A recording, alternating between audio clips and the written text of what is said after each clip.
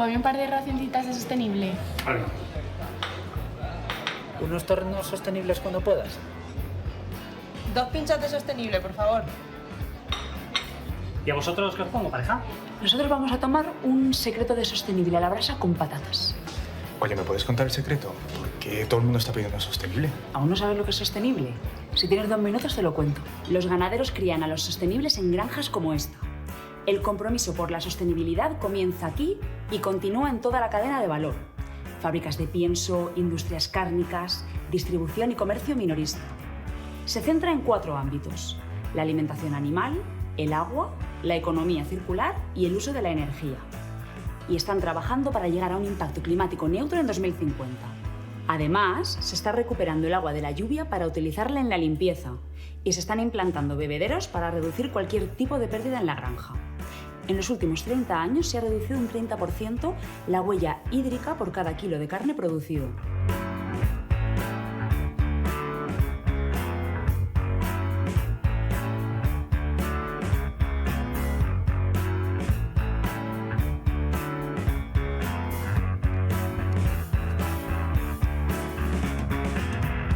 Para ser sostenible de verdad hay que tener en cuenta la economía circular. Tienes toda la razón. El manejo de las deyecciones de los animales ha sido siempre un reto para los productores, pero ahora consiguen transformar este recurso en biofertilizantes para la tierra y recuperar todo tipo de nutrientes: nitrógeno, fósforo, carbono. Algunas granjas están invirtiendo ya en la generación de biogás que puede utilizar en sus propias instalaciones como biocombustible o para generar energía eléctrica. ¿Y cómo están intentando reducir el plástico? Están apostando por el ecodiseño, intentando reducir el plástico de sus envases, utilizando plásticos reciclados o envases basados en bioplásticos de origen renovable. Y no es lo único con origen renovable. Están invirtiendo en energías renovables como el biometano y la instalación de placas fotovoltaicas en las instalaciones destinadas al autoconsumo. Una instalación tan moderna y automatizada como esta necesitará mucha energía. Sí, y es importante que no se desperdicie nada, por eso se trabaja minuciosamente en el aislamiento de las instalaciones, los sistemas de regulación de la temperatura y el agua caliente, la iluminación y en la automatización y control de todos los procesos. Además, la producción de nuestros sostenibles mejora la economía y el empleo de nuestro mundo rural. Y contribuye a la lucha contra el despoblamiento. Ahora que ya sabes el secreto, ¿qué te parece si nos comemos el nuestro? Perfecto. ¿Qué tal está este sostenible? Espectacular. Buenísimo.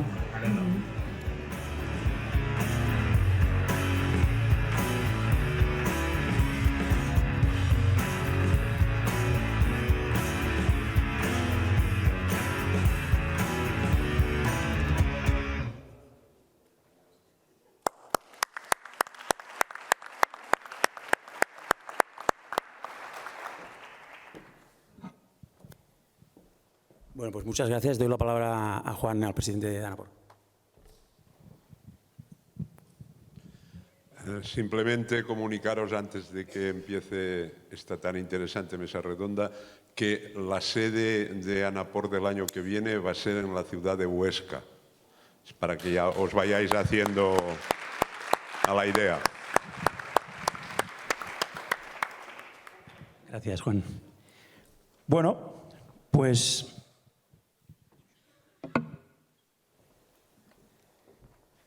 vamos con la última parte del programa, que es la mesa redonda: ¿dónde están los cerdos que nos faltan y por qué nos faltan cerdos?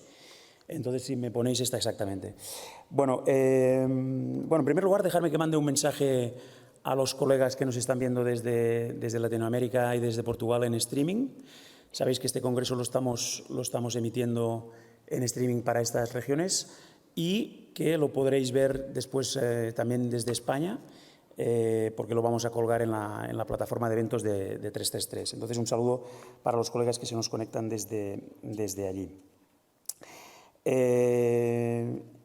Aprovecho para decir que es un gusto para 333 y que habéis pensado en mi persona estar aquí para moderar esta mesa redonda, y desde ya pues tendemos la mano desde 333 y nuestras posibilidades tecnológicas a ANAPOR para que colaboraciones como esta puedan ir siguiendo en el futuro, para posicionar la Asociación de la Porcinocultura Científica en el sitio donde se merece en un país de tanta importancia en el sector, a nivel, como hemos visto ayer y hoy, a nivel del panorama mundial porcino.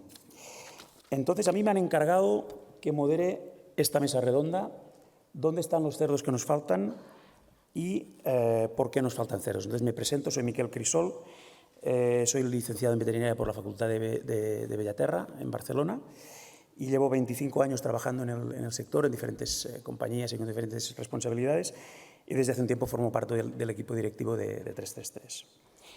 Entonces, cuando a uno le encargan esto, pues lo que tiene que hacer es un poco también informarse un poco y ver qué está pasando. Entonces, he hablado con colegas, he pedido información y tenemos estos datos aquí que realmente son, aparte de que impresionan, estos son los animales sacrificados en España. Ayer, Alberto, tú hablaste de unos números bastante superiores en 2022. Estos son los datos que a mí me han pasado. Y este dato, la verdad es que impresiona y es bastante asombroso ver cómo ha ido progresando el sector. Y este gráfico es un reflejo de que hay muchas cosas bien hechas en muchas partes de la cadena para que esto tenga este crecimiento, este comportamiento sostenido en positivo. Y es un reflejo indudable de la evolución y de la profesionalización del sector, y me gustaría destacarlo. Pero no solo esto. Cuando vamos a analizar un poco 4 datos, en cuanto a exportaciones, fijaros, en el año 89, que no es una fecha puesta aquí porque sí, es la fecha en la que ocurre una cosa muy importante en España, que es que se declara la peste porcina africana erradicada. Después, por encima de la línea roja, ¿no? Después ya se declaró todo el país libre. Pero en ese momento estaba España exportando 2.000 toneladas de carne de cerdo. Por poner un hito en el camino, en el 94, 84.000, y en la actualidad, en realidad, ya llevamos varios años exportando más de 2 millones de toneladas. Y en cuanto a cabezas, más o menos estamos en las mismas comportamiento, de 29 millones en 89 a superar los 35 millones, y actualmente o hemos tocado un poco el tope con estos cerca de 60 millones, ¿no? Entonces, estos días hemos hablado de que se habla de que la capacidad de sacrificio en España está alrededor de los 70 millones de cerdos, ¿no? O sea que todavía estaríamos allí en un tema. Pero sí que es verdad que lo que hoy nos ocupa es dónde están los que nos faltan y por qué nos faltan. Os presento datos de enero a junio del 2022 y enero a junio de 2023, que son los que dispongo, y efectivamente faltarían estos algo más de 2 millones de cerdos que o no han llegado o se han perdido por el camino, ¿no?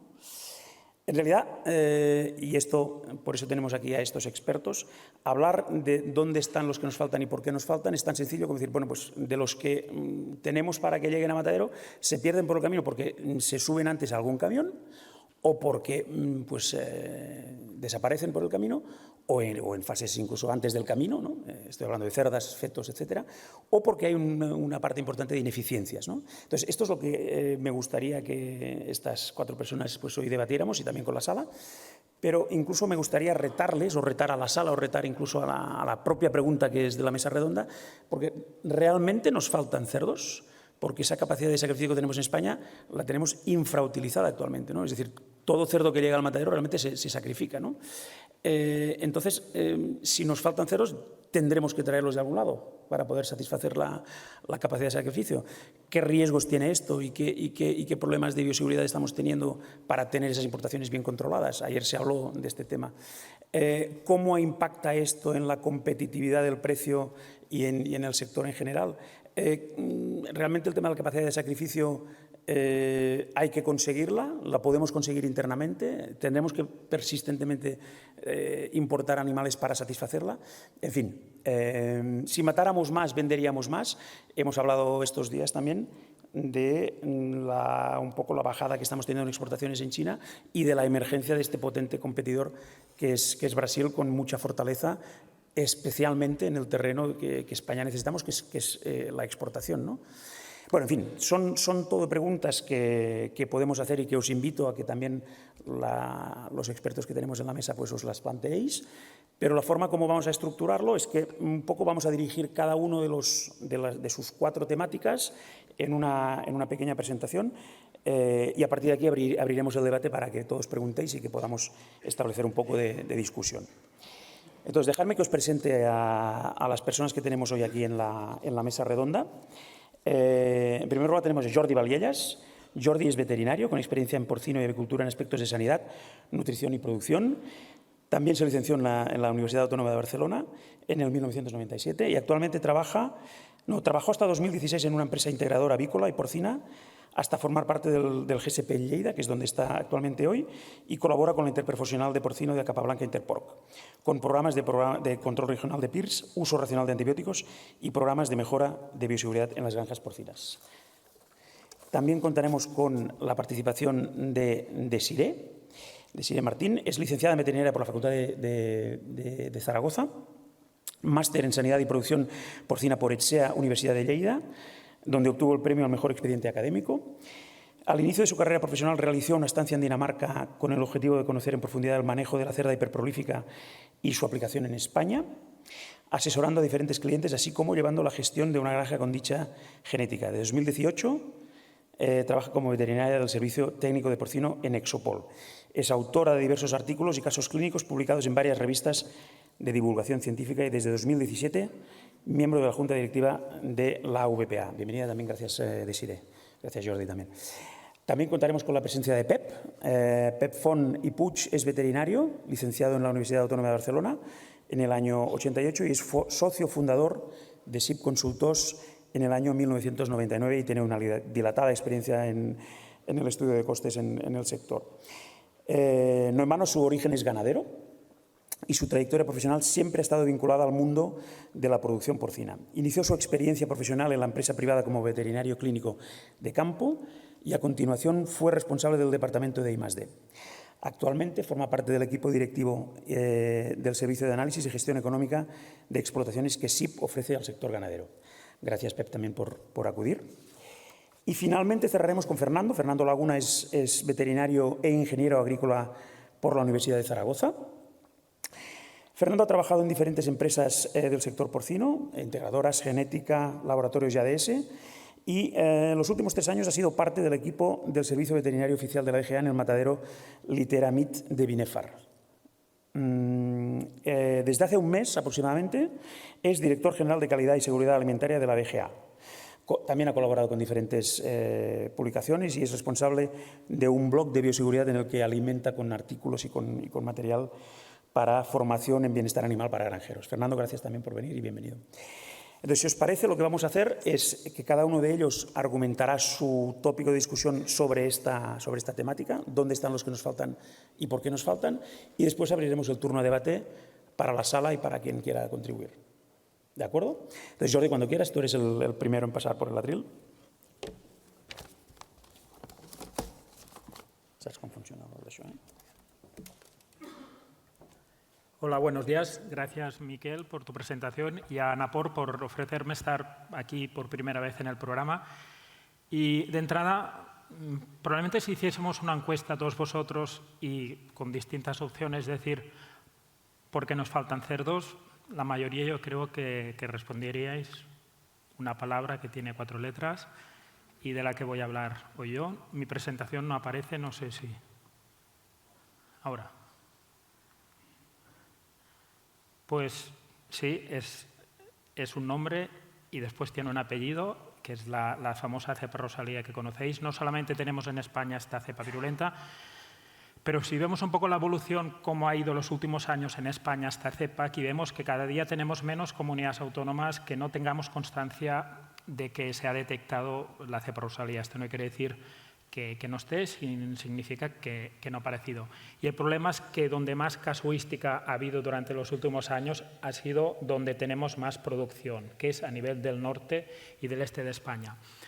Este 2023 realmente probablemente hay menos impacto que nos está generando el PIRS, porque ya las variantes que hay de esta cepa pues, son menos virulentas, las pérdidas productivas y relacionadas con esto a nivel económico eran más impactantes en 2021, pero el primer mensaje que quiero lanzaros es que si miramos en el global de España, a nivel de nuevas introducciones en granja, la cepa rosalía hoy en día aún está activa. Esta es una imagen por año, cada mes de lo que nos notifican desde la coordinación del GSP e Interport de casos nuevos detectados en granjas de madres. ¿Qué veis aquí? Pues que vemos que la tendencia es ascendente. Es decir, la cepa rosalía aún está activa, aún así las pérdidas que hace son menos.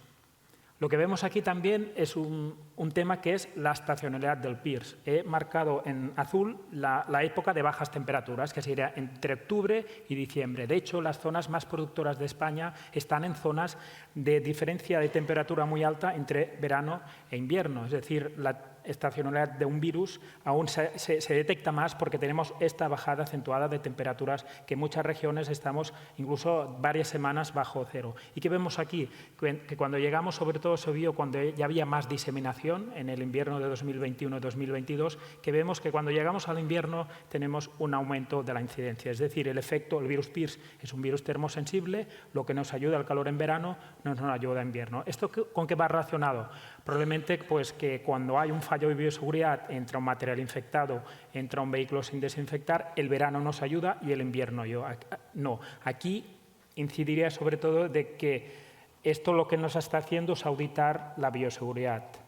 En cierta forma, el verano nos ayuda y el invierno no. Ahora vamos en una época que tradicionalmente es de aumento de casuística. Es por eso que va bien hacer hoy esta mesa redonda y si hablamos de PIRS, de todo el mundo que tome las precauciones, sobre todo prevención y bioseguridad, para intentar no tener este ascenso que tenemos cada año durante estos meses. Si miramos por comunidades autónomas, en Aragón la situación no es estable, es decir, la tendencia de los últimos meses es que ha habido un aumento de las nuevas detecciones, la circulación allí está activa. Si miramos, por ejemplo, Cataluña, de las primeras zonas que se detectó, porque sabéis que se detectó en Girona a principios de 2020, vemos que la situación en Cataluña es de bajada, es lógico. Se ha diseminado, todo lo que tenía que infectar ya lo ha infectado y ahí la situación es estable. Pero no quiere decir que no esté generando pérdidas, porque realmente hay muchas granjas que no se han estabilizado, que el virus continúa circulando en transición y es donde está generando más pérdidas productivas y económicas.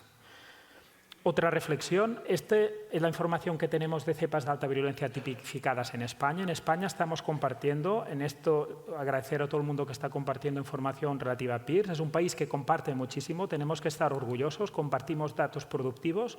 Es un ejemplo con lo que lo está haciendo PepFon con Chip Consultors a nivel de costes. También estamos compartiendo datos sanitarios, como lo que hacemos con cepas tipificadas de PIRS. Esto, por ejemplo, no pasa en otro país de Europa, no están compartiendo y cepas virulentas están en todos los países del mundo, pero si no se tipifican y no se comparten, no se detecta. Es lo que decía Kim en la anterior ponencia. Uno detecta o encuentra cosas dependiendo de la intensidad que las busca. Pues las cepas de PIRS virulenta es lo mismo. Y aparte de las 3 últimas cepas tipificadas como virulentas, 2 probablemente han sido importadas, porque Rosalía filogenéticamente está próxima a cepas italianas y la cepa S10, que sobre todo circuló hace 1 año, 2 años en la zona Aragón, es una cepa que está próxima filogenéticamente a cepas detectadas en Holanda. Y sabéis que el país donde importamos más lechones es holandés. España tiene una capacidad, como ha comentado Miquel, de matanza muy alta. No producimos suficientes lechones ni cerdos para abastecer lo que nos demanda la industria de la carne y una de estas formas de compensarlo es importar lechones. A nivel de PIRS no hay ninguna normativa europea ni estatal que impida los movimientos de lechones según la categoría, el estatus sanitario frente al PIRS, y esto es lo que hace que lo que importamos en España es muy mejorable. Los datos de 2022 eran que un 74% de las partidas que importamos y voluntariamente, porque no es obligatorio, algunos productores están chequeando, eran virémicas, y en 2023 vamos un poco mejor, 69, pero los resultados son muy mejorables. Es decir, si queremos reducir el riesgo de entrada de cepas de PIRS, una de las vías es intentar controlar mejor lo que es el estatus sanitario frente a PIRS. Pero no solo estoy hablando de PIRS, también estamos importando nuevos serotipos de APP. España es uno de los países mundiales que se han tipificado más cantidad de serotipos distintos de APP. Yo diría que a nivel de bacterias sería la versión PIRS en virus, es de las bacterias que está generando más pérdidas y evidentemente esto siempre lo mismo, bioseguridad y prevención.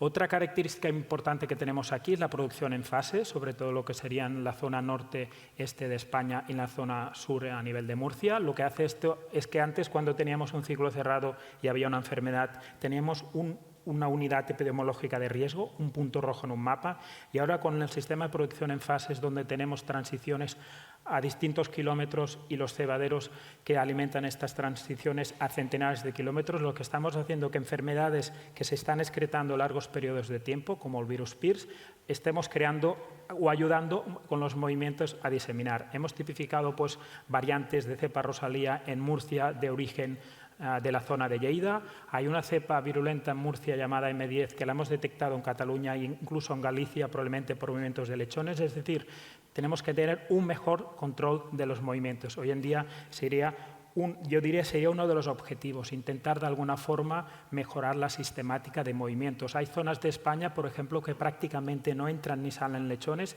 que casualmente no hemos detectado la cepa rosalía. Por ejemplo, sería esta zona centro que estamos ahora, de Castilla y León, la zona de Valladolid, Burgos, Segovia e incluso también, por ejemplo, en Extremadura. Como habéis visto, pues el resto de comunidades autónomas se ha generalizado la detección de esta cepa. La producción en fases ayuda en algunos aspectos, pero en la diseminación de enfermedades también ayuda siempre y cuando no exista un control. Aquí sí que hay un tema de voluntariedad, de altruismo de cada uno a nivel de su empresa o de su explotación, de no diseminar enfermedades. El otro día me llamaba un veterinario enfadado porque en una zona, en una provincia que no se ha detectado, había una transición que habían llevado lechones de una granja de Aragón que tenía rosalía. Los habían movido 300 kilómetros. Claro, estos crearon una presión de infección en una zona que con cepas, sea por un tema de inmunidad o por un tema de bioseguridad que no ayuda a la biocontención, estamos viendo que no somos eficientes en parar su diseminación.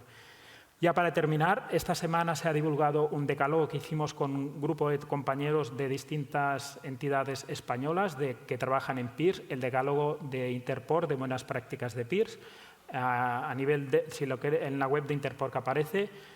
Y realmente si lo leéis, la gente que ya hace años que estáis trabajando en sanidad y en porcino, veréis que no hemos descubierto nuevo. Es decir, es lo de siempre, controlar el semen, reposición, etc. Lo único que sí es importante llevarlo a la práctica, porque hoy en día estamos encontrando situaciones en las cuales lo que ha ayudado a la diseminación del virus ha sido fallos de bioseguridad. Hoy en día la bioseguridad es la herramienta clave en el control de muchas enfermedades y entre ellas el virus PIRS.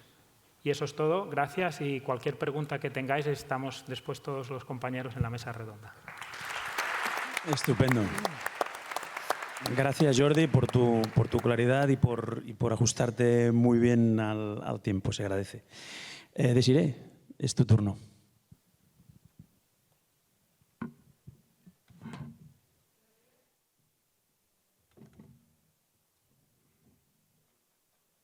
Buenos días.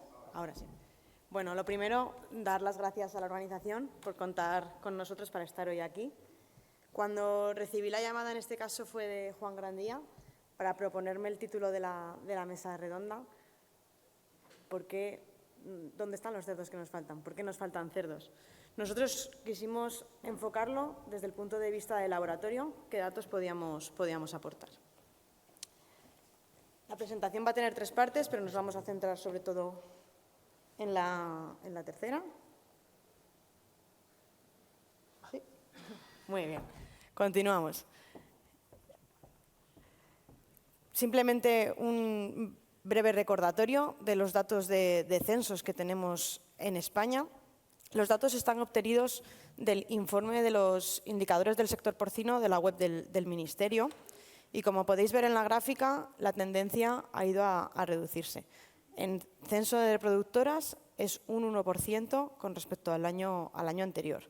Y por comunidades, las comunidades más productoras, vemos que el descenso es variable, dependiendo de la comunidad, llegando, por ejemplo, a Murcia a un 5,7% menos.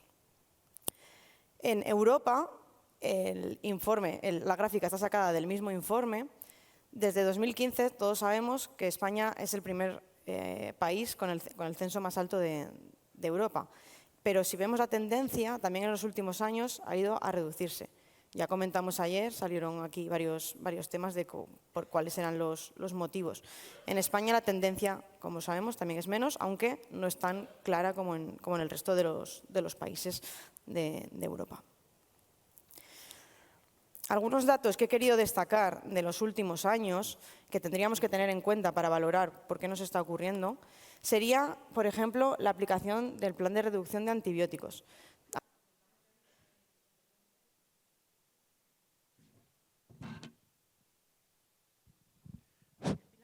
Igual mejor si no continúo con esto. Sí. Vale, así me escucháis mejor. Bueno, pues en 2015 empezó lo que comentaba, el plan de reducción de uso de antibióticos. Aquí comenzamos con la colistina. Después, otro dato relevante sería, ya en 2020, comenzamos a hablar de cepas de PIRS altamente virulentas. Y también quería destacar que el óxido de zinc quedó prohibido su uso desde junio de 2022. ¿Qué esperábamos que sucediera con estos eventos? Bueno, pues lo que implica el menor uso de antibióticos, nosotros suponíamos que podía suceder es que aparecieran mayor brotes clínicos, tanto de patógenos primarios como patógenos secundarios, que cuando aplicábamos un tratamiento en metafilexia podían quedar enmascarados y que después ahora los estuviéramos encontrando. Incluso, ¿por qué no? A lo mejor aparición de algún patógeno nuevo. También, cuando aparecieron las nuevas cepas de PIRS, todos veíamos cuáles iban a ser las consecuencias. Incremento del número de abortos, mayor brotes de problemas respiratorios, incluso el incremento de mortalidad por otros problemas, ya que, como sabemos, provoca una inmunosupresión en los animales cuando están infectados de PIRS. Con el óxido de zinc, aquí principalmente temíamos el aumento de diarreas, sobre todo en la fase de transición. ¿Qué hemos encontrado nosotros? Las gráficas que he preparado son una comparativa del porcentaje de casos positivos que hemos tenido en los últimos años, 2020, 2021, 2022 y de 2023 hasta junio de este año. A nivel de articulación en transición, aquí tenemos un panel diferencial en el que vemos diferentes patógenos. Significativamente ha aumentado el diagnóstico de APP, de Actinobacillus pleuropneumoniae. Este patógeno no es específicamente de articulación, es más un problema que todos conocemos como respiratorio. Pero pues, en casos graves, en problemas de septicemias, puede llegar a infectar en la articulación. Y nosotros en el laboratorio hemos diagnosticado más casos. Además, con el Streptococcus suis también podéis ver cómo se ha ido incrementando el número de casos. A nivel de problemas nerviosos, el diagnóstico diferencial lo hacemos entre el E. coli que causa la enfermedad de los edemas, mirando la sigatoxina y la F18, y como veis, tenemos un aumento en el último año. Y en otros de los agentes serían el Glasser y el Strep suis, que aquí en este caso la Glasserella sí que ha dado un valor significativamente superior en los últimos años. También decir que en nuestro caso, nuestra experiencia, es que no solemos encontrar casos de problemas únicamente nerviosos y causados solo por Glasserella. Solemos verlo en coinfección con el Streptococcus suis, que, como podéis ver, quizá no ha ido aumentando tanto. Al nivel del digestivo, en problemas de transición, aquí hemos puesto el porcentaje de casos con respecto al total de casos de porcino que hemos recibido en el laboratorio. Y si veis que tanto en 2020 como en 2021 el porcentaje era estable, estaba alrededor de un 9% de los casos eran problemas de digestivo de transición, en 2022 este porcentaje se aumentó. Y en 2023 hemos visto solo el primer semestre, estamos ya en el 10%. Nos queda de ver el segundo semestre y quizá también pues, con los meses más fríos no sabemos si puede subir. A nivel de cebo, hemos hecho una comparativa de los problemas respiratorios. Aquí sería un diagnóstico diferencial de todo lo que podemos encontrar. Hay que saber interpretarlo. Primero, no tiene por qué ser un patógeno primario. Puede estar participando dentro del complejo respiratorio porcino. Como veis, tenemos varios de los agentes que han dado cambios significativos estos últimos años. Y por destacar, dos patógenos víricos y que son agentes primarios, podríamos tener el PIRS y el circovirus. Con el circovirus, como podéis ver, hubo un aumento bastante significativo en el año 2021. A nivel de reproductoras, hemos buscado los problemas de abortos y sí que podéis observar que lo mismo, el tema del circovirus se repetía tanto a nivel respiratorio como reproductoras en el año 2021. Teníamos un porcentaje de casos positivos bastante más elevados que en el resto de los años. Y con las leptospiras podemos ver lo contrario. Desde 2020, que tuvimos el valor más alto, cada año estamos teniendo menos casos en laboratorio. Hablar que del circovirus tipo 3 lo hemos metido y está dentro del diferencial porque se asocia a problemas reproductivos, pero los datos de 2020 no son completos. Comenzamos a analizarlo a mitad de año más o menos en el laboratorio. Entonces ese dato no es tan completo como el resto. Aquí en esta gráfica hemos querido hacer una comparativa porque valorábamos si la concentración a través del CQ, el CQ es la cantidad de patógeno que tenemos en las muestras, CQs más bajos implican que esas muestras tienen mayor carga del patógeno, podíamos comprobar si estaba habiendo concentraciones más altas a lo largo del tiempo. Y como podéis ver en la gráfica, la última de abajo a vuestra derecha sería la de este año, sí que vemos que el número de casos va aumentando con CQs cada vez más bajos. Y con el circovirus lo mismo. Aquí veríamos que en 2022, 21 y 22 teníamos más altos y 2023, de momento, parece que los datos no han sido tan altos, al menos los CQs. Pero al igual que con el PIRS, como podéis ver, el valor inicial, hemos tenido alguna vez casos con CQs 5, 6 y con el PIRS en casos de 11 y 12, que son CQs bastante altos. Simplemente para concluir, valoramos más patología. Bueno, pues como hemos visto, quizás sí que en algún patógeno, que por ejemplo el APP a nivel articular no lo deberíamos de encontrar, sí que hemos encontrado. El digestivo de transición, como lo que hemos comentado, la retirada del uso de óxido de zinc, también había aumentado el porcentaje de casos. Más virulencia, los CQs parece que sí que se han ido reduciendo, eran CQs más bajos, mayores concentraciones, tampoco ha sido muy alto el cambio. Y bueno, también yo creo que las distintas medidas que se han podido aplicar estos últimos años, herramientas nuevas que aparecían, también han hecho que varíen estas tablas. Nada más. Muchas gracias y para cualquier duda estamos. Gracias, Desiree, por también tu ponencia y por ajustarte también fenomenalmente bien al tiempo. Vamos bien en este sentido. Pep. Vamos a ver si funciona el micrófono, ¿sí? ¿Se oye bien? Bueno, lo primero, agradecer mucho a ANAPOR que nos haya invitado a participar en esta interesante mesa redonda y, por lo tanto, es un placer estar aquí y compartir con vosotros pues estas cuestiones de si faltan cerdos, si no faltan cerdos.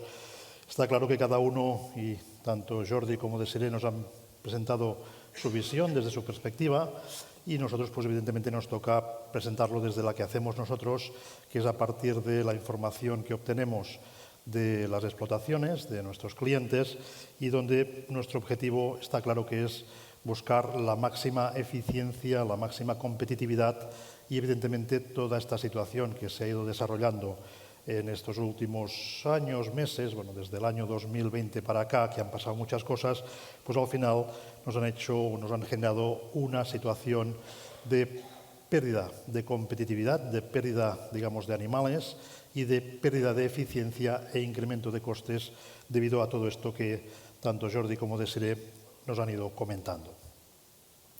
¿Faltan cerdos? Bueno, depende de lo que, desde el punto de vista que estemos, ¿no? Para un país que exporta más de la mitad de lo que produce, pues de entrada parece que no faltan cerdos. Lo que falta es venderlos bien y venderlos a un precio que sea suficiente como para dar, digamos, un margen luego a los demás sectores, ¿no? A los demás eslabones de la cadena.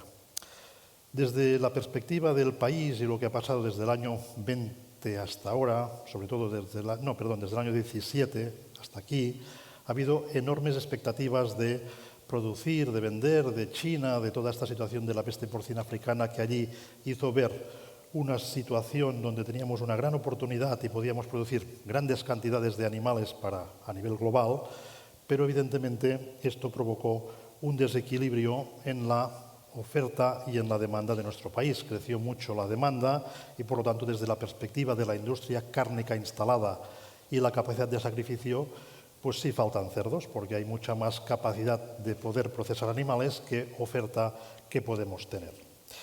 Y desde un tercer punto de vista, desde la oferta, desde los ganaderos, desde los productores, desde los veterinarios, los compañeros que estamos trabajando para que las explotaciones funcionen, pues teníamos una visión durante muchos años de ir mejorando.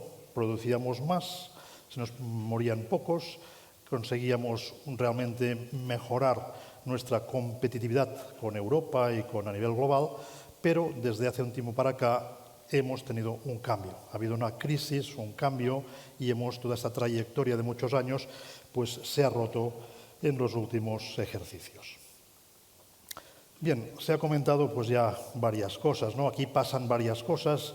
La que se centra mucho el tema, que es el tema de la Rosalía, evidentemente es un factor importante, pero no es el único ni mucho menos, ¿no?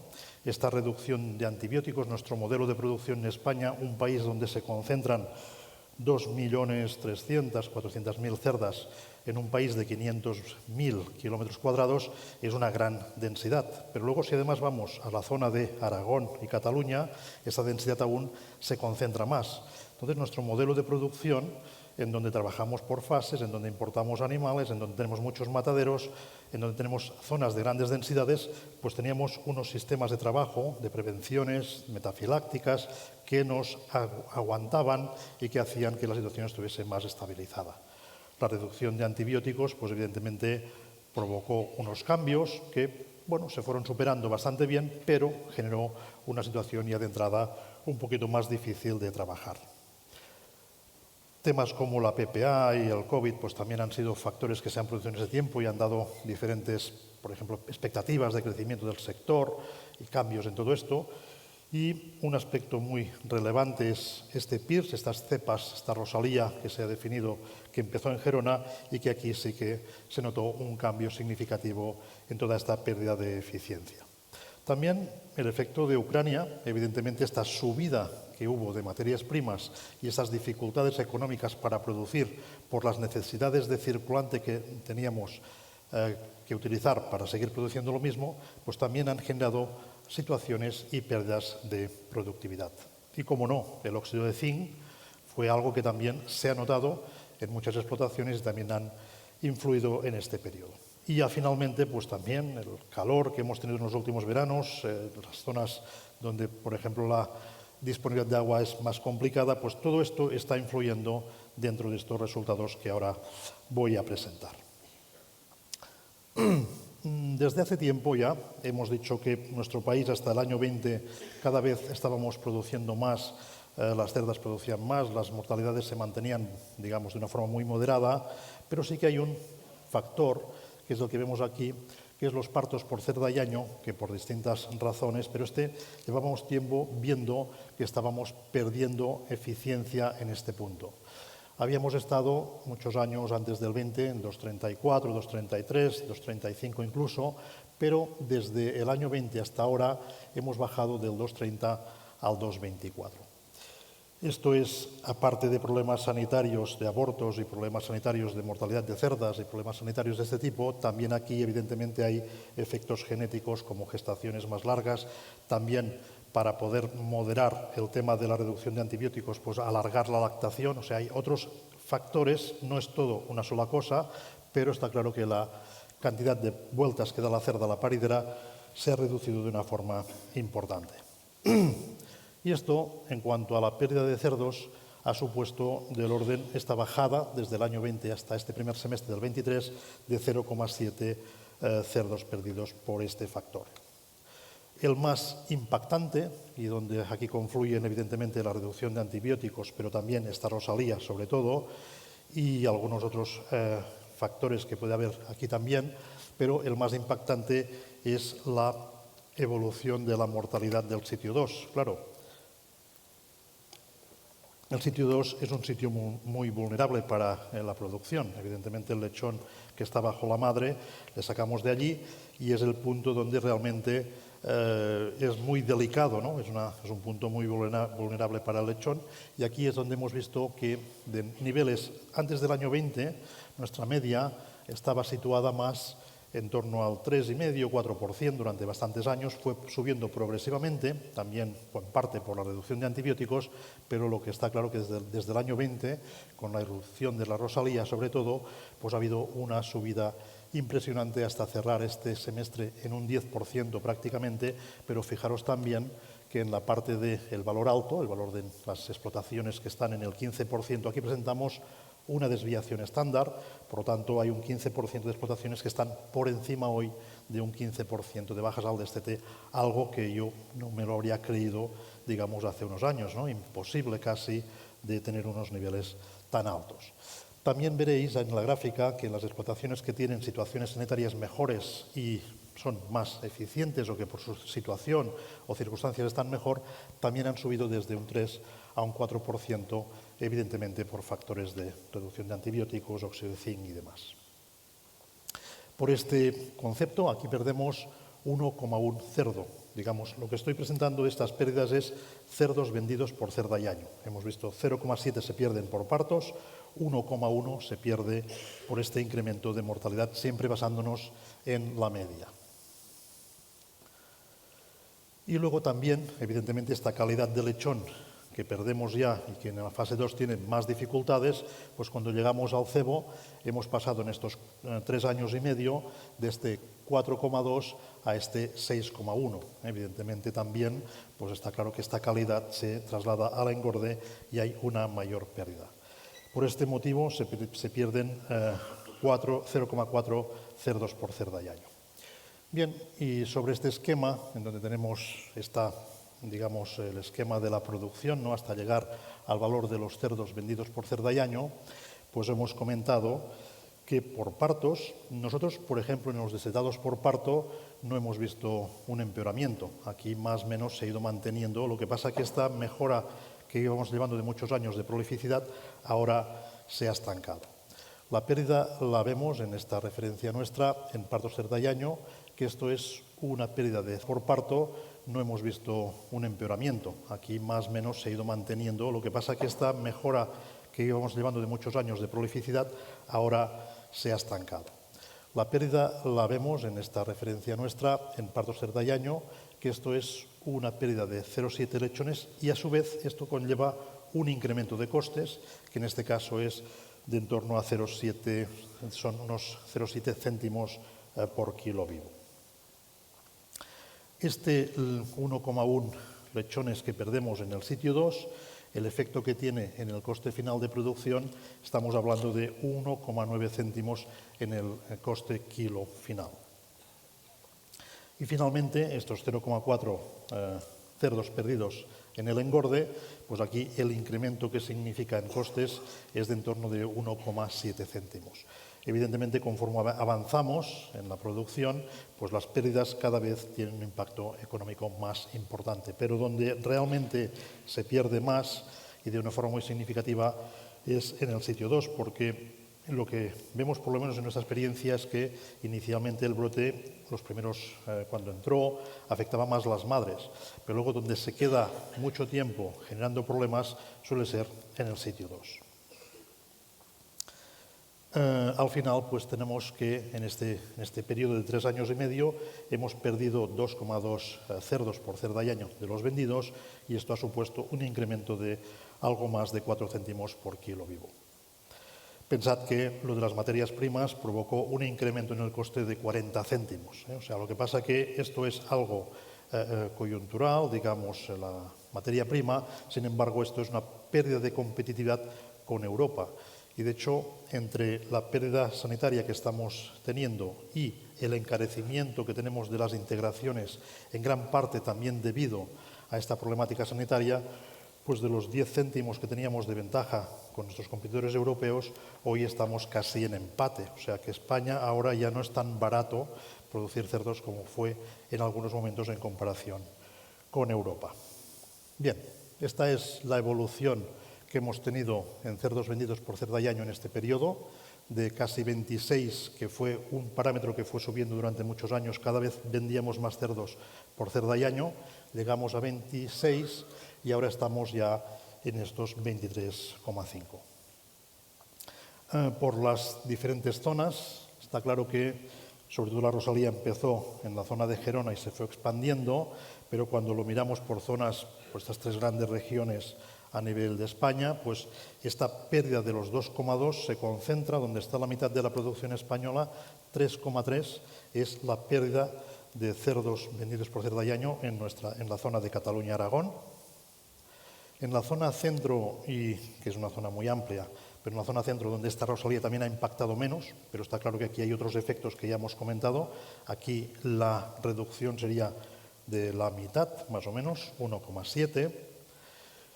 Y en la zona de Levante Sur, Murcia y Andalucía sobre todo, y Valencia, pero sobre todo Murcia y Andalucía, pues 0,1. Lo que hay que comentar es que cuando hicimos este análisis al finalizar el año 22, pues la zona del Levante Sur había aumentado, es decir, del año 20 al año 22 tenía 0,7 más vendidos por cerda y año. Y sin embargo, en el primer semestre del año 23, esta ventaja se pierde y se queda prácticamente en empate.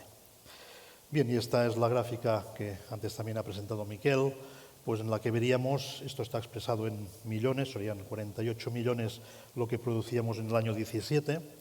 Las buenas expectativas que tuvimos en todo momento pues, de crecer y de ser, digamos, un mayor productor a nivel global, pues nos ha hecho llegar, pasamos a los 53 en un momento determinado. Luego la entrada de nuevos mataderos y el crecimiento de la industria cárnica nos permitió llegar hasta los 60 y ahora ya estamos, hasta el mes de junio, que nos estamos quedando en estos 54. Esto es a nivel mensual, es el dato interanual a nivel mensual y por lo tanto los 2,2 que hemos comentado por los 2 millones y pico de cerdas es el dato que el Ministerio nos presenta de sacrificios totales y por lo tanto unos 5 millones de pérdida de animales anual. ¿Cómo afrontar esto? Pues con lo más básico, con las formas, digamos, es muy difícil poder dar soluciones claras, pero lo que podemos hacer, evidentemente, es el tema del personal pues formado, motivado y disciplinado para tener esa visión de cómo mejorar la sanidad y cumplir con los 5 o 6 principios básicos de sanidad, ¿no? Flujos unidireccionales de la producción. Nuestro modelo de producción es complicado por muchas razones, pero esto es lo que hay que intentar hacer y como sabemos hoy las empresas todas vamos buscando maneras de mejorar en este sentido, todo dentro, todo fuera, estricto, higiene, limpieza, desinfección, o sea, lo de siempre, ¿no? Hacerlo de siempre, pero adaptado y adecuado a nuestras condiciones de producción. No mezclar orígenes, rigurosas cuarentenas en la reposición y, evidentemente, pues la bioseguridad. Pues, bueno, lo de siempre, lo que pasa que en nuestro modelo de producción y ante la situación que hemos tenido de crecimiento, no es fácil llevarlo a cabo en el día a día y conseguir unos buenos resultados. Bueno, hasta aquí es la presentación y ahora comentamos. Estupendo, Pep. Muchas gracias por tu clarividencia, como siempre. He aprovechado, como ellos han tardado menos, yo he aprovechado un poco Bueno, más. pero estábamos bien en tiempo, o sea que vamos coordinados aquí. Bueno, pues Fernando, es tu turno para tu presentación.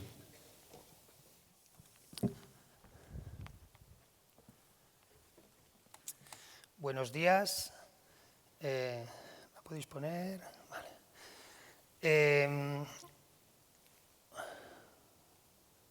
Los problemas del directo. Vale. En primer lugar, quería dar muchas gracias a la organización por contar conmigo. Siempre hay algún inconsciente por aquí que cree que podemos hacer algo, con que bueno, vamos a intentar no defraudar. Y luego, pues muchas gracias a vosotros porque un foro tan importante para mí es un desafío y voy a intentar solucionarlo lo mejor que pueda. Me gustaría que después de las ponencias que hemos tenido delante mío, la verdad es que tampoco puedo aportar mucho y entre la limitación mía, lo bien que han hablado ellos y que ya estaréis un poco cansados, voy a intentar hacerlo un poquito dinámico y a ver si al final queda un poco algún pozo que os pueda resultar interesantes. Quería dar especialmente gracias a Pedro por confiar en mí y bueno, espero que no se arrepienta y siga siendo mi amigo al acabar. Contó conmigo porque yo he trabajado en un matadero estos últimos años y quería que diera la visión de lo que ha pasado en estos últimos años allí. Bueno, yo entré como veterinario oficial, que dependemos de la Administración y tenemos que responsabilizarnos del control de toda la sanidad en el proceso, desde que llegan los animales, se sacrifican, se despiezan, la exportación, todo. Y, sobre todo, comunicar al operador y controlar qué es lo que están haciendo, a ver si hay alguna cosa que corregir. Hay dificultades porque hay mucha rotación en los equipos que trabajamos en los mataderos, la formación se basa en la experiencia de los compañeros que llevan más tiempo y unificar criterios es un poco complicado entre nosotros y con el sector. Cuando llegan los decomisos seguro que casi ninguno estéis de acuerdo y entonces, bueno, eso sería un tema para trabajar. Este era el equipo de veterinarios oficiales, de los que tengo muy buena relación y espero que siga siendo así, que me sigan viendo como un amigo. El matadero en el que yo entré, pues la idea inicial era sacrificar unos 22.000 cerdos al día, comenzó en el 19, empezó con unos 8.000, pero muy rápidamente en el 22 se llegaron hasta 18.000, incluso a días de 19, pero tras el verano del 22 comenzó a descender el número de animales sacrificados. Desde entonces más o menos se mueven unos 12.000 diarios. No he podido poner ninguna foto porque no nos dejan poner fotos de las que hemos hecho allí dentro. Entonces, bueno, he tenido que tirar un poco de Google. Alguna no sé si tendrá mucho que ver, pero es lo que me ha podido facilitar. ¿Qué se notó a nivel de la inspección? Que creo que es lo que quería Pedro que yo os enfocara. Bueno, pues al principio, eso. Al comenzar, pues había mucha disparidad en los lotes, había muchos animales que realmente eran malos y parece que se justificaba dentro del matadero y de nosotros, pues que como estaban intentando captar clientes, pues la gente le mandaba lo que podía y a ver cómo respondía, ¿no? Entonces, también nos están un poco poniendo a prueba el Departamento de Calidad, al que también pertenece un tiempo, y a los veterinarios oficiales. Pero conforme ha ido pasando el tiempo y van llegando más animales, la verdad es que los lotes fueron mejorando y esto pues hizo que el trabajo fuera más fácil y que las relaciones entre nosotros y con el operador pues mejoraran, ¿vale? En los momentos de máxima producción pues nos encontrábamos sobre todo problemas de viajes largos, de animales que venían desde fuera de España y entonces allí había temas de bienestar animal que eran un poco cuestionables y luego también venían de granjas pues que como se llena todo, pues alguna granja no tenía muy buenas condiciones higiénicas y llegaban partidas realmente sucias. Esto puede parecer que no sea un problema así productivo, pero para nosotros, para el control de la salmonela, era un desafío muy importante, pues porque se trabaja con mucha velocidad y a veces la limpieza no se puede hacer todo lo correcta que se debería. Últimamente lo que se observa es que vienen animales muy malos dentro de partidas buenas, o sea, en vez de ser partidas malas en general, suelen ser algún animal que llama la atención y que te cuestiona si realmente tenía que haber llegado. Entonces, hace pensar que ha habido un descenso en los animales del sector y que dentro de los que han quedado, pues se intenta colar lo que se pueda y, bueno, pues a ver qué hace. Nos hemos encontrado en que se ha reducido mucho el número de decomisos totales y se hacen más decomisos parciales, con lo cual yo creo que todos vamos aprendiendo. Y bueno, esta es mi experiencia en el matadero. Creo que las causas pues, nos las ha justificado un poquito los ponentes de antes, pues la amiga Rosalía o la retirada de zinc, la reducción de usos de antibióticos, que hemos hecho muy buen trabajo en los veterinarios en 10 años de ser los mayores productores, pues ahora los mayores consumidores, ahora estamos en límites aceptables. Bueno, de mataderos yo creo que ya no os puedo aportar mucho más, entonces, claro, como había que seguir con la charla, ahora os voy a hablar de mi parte como veterinario de ADS, ¿vale?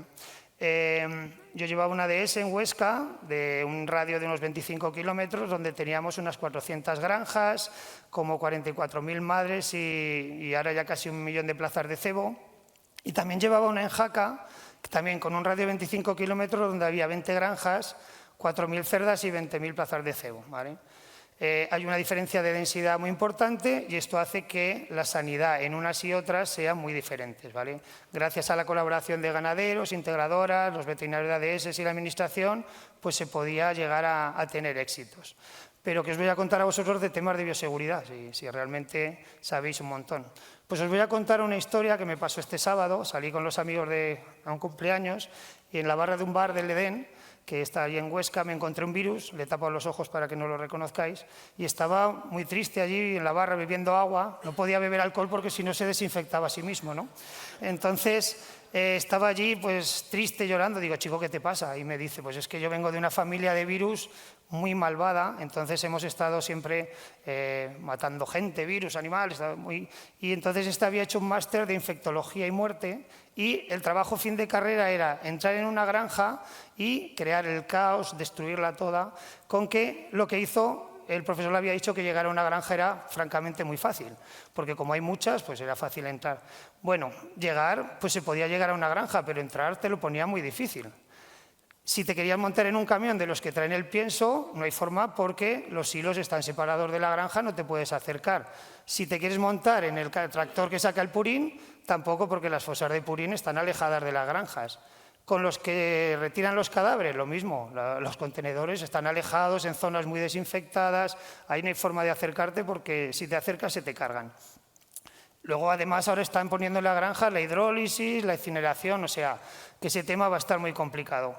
Se lo están poniendo muy difícil, pero bueno, él era un buen estudiante y dijo, yo me tengo que sacar el máster, con que dice, me voy a montar en una persona, que esto sí que se meten dentro de la granja. Pero bueno, la gente que va a las granjas aparca fuera del vallado, pasa por el vestuario, zona limpia, zona sucia, se cambia de ropa, se ducha, se pone ropa de la granja, hay carteles que le dicen lo que tiene que hacer. Entonces dijo, bueno, en las personas que están medio civilizadas, pues no, pero bueno, hay muchos animales que sí que se acercan a la granja. Me voy a montar en un jabalí, imposible, en un zorro, nada, con las vallas que hay, ningún animal de estos se acerca a ninguna granja. Los pájaros, estos sí que entrarán dentro de la granja, nada, todas las aberturas están con tela pajarera, no hay forma de meterse dentro. Dice, bueno, un roedor, estos sí que se meterán, por agujeros pequeñitos alguno habrá. Yo los veía, unos amigos buenísimos para poderme colar en una granja. Chico, ahí dentro lo ven como lo peor, no hacen más que echar veneno, desinfectar todo lo de alrededor de la granja, es fatal. O sea, en los ratones imposible. Dice, bueno, en los insectos, en una mosca, en un mosquito, nada, porque en las granjas se limpia toda la suciedad, se echa desinfectantes, desinfectantes, no hay manera de hacerlo. No entendía cómo podían proteger tantos a esos cerdos y ni que fuera su negocio, ¿no? Entonces dijo, bueno, la última oportunidad, los que vienen a buscar los cerdos. Aquí no hay forma de que no pueda meterme dentro de la granja. Pero bueno, el camión se lava, se desinfecta, te hacen pasar por un vado que está lleno de veneno. En algunas incluso hay un arco de desinfección que te dejan el camión imposible de esconderte. Si te montas en el camionero se cambia de ropa, no entra dentro de la granja. Los cerdos que salen de la granja están los cargaderos tan bien diseñados que no hay forma de que vuelvan a entrar dentro. En fin, se lo habían puesto difícil y estaba allí triste, llorando y ya no podía más, ¿no? Entonces, estas fotos que le habían enseñado en clase de granjas dejadas, de malas condiciones en las granjas, pues esto se lo había inventado el profesor porque no era así, ¿no? ¿Esto es así o no es así? ¿Cómo tenemos nuestras granjas?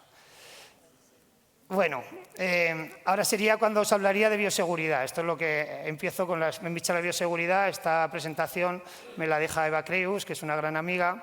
Y entonces, pues eso, se recuerda que la bioseguridad es la forma de minimizar el riesgo de introducir y diseminar agentes patógenos, que la bioseguridad pues tiene muchas ventajas, que nosotros tenemos que plantear que es como una fortaleza donde tenemos nuestros cerdos y no tienen que entrar virus dentro de ello, que sea una batalla pero que no consigan entrar. Hay normativa que nos obliga a que tengamos ciertas medidas de bioseguridad, pero lo que más importante yo creo que en el tema de la bioseguridad es que nosotros tenemos que estar convencidos, ¿vale? Y esto es lo que quería llevaros yo, a que nos faltan los animales y la segunda pregunta que era ¿qué podemos hacer o por qué? Pues creo que allí es donde tenemos que centrarnos en que hay ciertas cosas que no podemos evitar, pero algunas sí que están en nuestras manos. Y allí es donde creo que tenemos que poner nuestro trabajo. Una reflexión, por lo menos. Hay varios tipos de bioseguridad, pero bueno, todo esto ya lo sabéis. Entonces, la idea es de que establezcáis, ya lo tenéis hecho, pero que le deis una vuelta, ¿vale? Un programa de bioseguridad que tiene que ser simple, de fácil aplicación, rigor en el cumplimiento, pero sobre todo, lo principal es que se mantenga, que no empecemos muy fuerte y luego se quede en nada. Entonces, no tienen que ser granjas de diseño, pero sí que hay unas buenas condiciones higiénicas dentro de la granja, ¿no? En el manejo. Y entonces, yo ahora ya tendría que haber acabado porque ya me he pasado de tiempo, pero resulta que ANAPOR ha decidido que el año que viene va a ser en Huesca, con que voy a aprovechar a contaros otra historia. Es un minijuego de tronos que ha pasado en Huesca. Y espero que el año que viene, cuando vayáis allá, vayáis a visitar esta historia de la campana de Huesca, que es de lo poquito que hay. Ahí se come muy bien, pero esto es realmente interesante. Bueno, pues esta historia, que luego veréis que tiene sentido, es la historia de Ramiro el Monje, que es un rey que hubo en Aragón. Su padre era Sancho Ramírez y tenía 3 hijos. Tenía a Pedro I, el católico, que era un rey, como pedían en esos momentos, que tuvo sus hijos, pero los hijos le nacieron flojillos y murieron antes que él, y se encontró sin descendencia. Y entonces le pasó el relevo a su hermano Alfonso I el Batallador, que a lo mejor lo conoceréis, que como su propio apodo indica, era muy batallador y le gustaba más dormir con sus soldados que con su mujer, con lo cual no tuvo descendencia. Y, de hecho, cuentan, cuando nos dan la visita por Huesca, que es el primer divorcio que hubo en la realeza. Y entonces le tocó heredar a su hermano Ramiro, el monje, que, como os podéis imaginar, era monje. Y estas cosas de palacio no le hacían mucha gracia. Así que llegó a Huesca y esta es la foto que sale cuando pones tocarle las narices al rey en Google. Entonces tenía un grupo de gente que le incordiaba mucho y él ya no sabía qué hacer, pues creían que era una persona sin criterio, un pusilánime, y entonces dijo, ojo, ¿cómo puedo actuar yo en estos momentos? Y mandó a un emisario a que fuera a hablar con el prior del convento donde él había estado. El típico chiste de está el padre prior, dice no, está mejor. Bueno, pues entonces le contó la historia y el monje lo que hizo fue ir al huerto y cortar las coliflores más altas que había. Si pones en Google prior cortando coliflores, esto es lo que pone, pero bueno. Entonces el emisario volvió y se lo contó al rey y dice, yo no entiendo qué significa esto, y espera una respuesta. Y entonces él hizo una cena en un palacio que hay en Huesca, que podéis ir a ver, y dijo, mirad, para que mi poder se oiga en todo el reino, lo que voy a hacer va a ser una campana que se va a oír en todo mi reino. Pero es tan grande que la tengo abajo en la bodega y solo podéis pasar de uno en uno para ir viéndola. Con que iban bajando los condes que le tocaban las narices, el marqués, tal, y no subían. Entonces, en un momento dado, bajaron todos y se encontraron que había cortado la cabeza de todos los condes y había hecho un círculo. Y entonces el que era el que más le tocaba las narices, que era el obispo de Jaca, le dijo, vaya mierda campana que has hecho, que no tiene badajo, entonces no se va a oír. Y dijo, mira, tú vas a ser el badajo. Y le cortó la cabeza y es la que está colgando de la cuerda. Entonces, esta historia que cuando eres niño y te llevan ahí tus padres a verlo, hasta ver restos de sangre en el suelo, luego cuando te cuentan la historia no fue muy así, pero la verdad es que queda muy bien. Lo que quería deciros con esto es que todo esto es para deciros que tenéis que centraros en los principales problemas, conocerlos, elegir sobre los que actuar y centraros en eso. Y luego ya iremos avanzando más, ¿vale? Por acabar la historia, tuvo una hija, doña Petronila, que con 1 año la casó con Ramón Berenguer, conde de Barcelona, y 300 años después nació Fernando el Católico, que esta historia ya la conocéis, ¿vale? Bueno, hay encuestas para que veáis qué podéis tocar en vuestra granja en tema de bioseguridad. Hay de muchas empresas, hay algunas oficiales, y tenéis que pensar que la bioseguridad es como una carrera de vallas, ¿vale? Cuantas más dificultades le pongáis a los virus, mejor. Ayer lo vimos, ¿verdad, Jordi? La teoría del queso suizo, pues lo mismo, que hay que ponerle dificultades para que no vayan entrando los virus, ¿vale? Podemos actuar o no, hacer nuestra granja como una gran burbuja, actuar en las medidas que podamos, oye, cada uno se lo monta como puede, y sobre todo mentalizaros vosotros y mentalizar a los trabajadores. Y por último, quiero aprovechar que he decidido que frente a la presión que tenemos últimamente, que no están a favor nuestro, y ya que este foro es de veterinarios, he pensado que cada vez que hable delante de veterinarios, quiero transmitiros que felicitaros por vuestro trabajo, yo soy veterinario, estoy muy orgulloso de ello, y que seáis bandera y altavoz de vuestro trabajo, delante de todos los sectores que podáis, transmitir la importancia de nuestra labor y que somos los que estamos garantizando una sanidad animal que luego implica una sanidad humana, ¿vale? Esta es una reivindicación de Vicens, vestuarios dignos, somos veterinarios licenciados que no nos metan en cualquier lado y cuidado con la transmisión. Nada, gracias a todos, a Rosa por todo lo que ha ayudado, a los compañeros que me han dado imágenes, a Google porque le he mandado alguna, y os dejo mi correo porque me ofrezco, ahora que vienen Navidades, a degustar jamón en casas, ¿vale? Si tenéis dudas de si el jamón es bueno, yo me ofrezco. Eso es todo.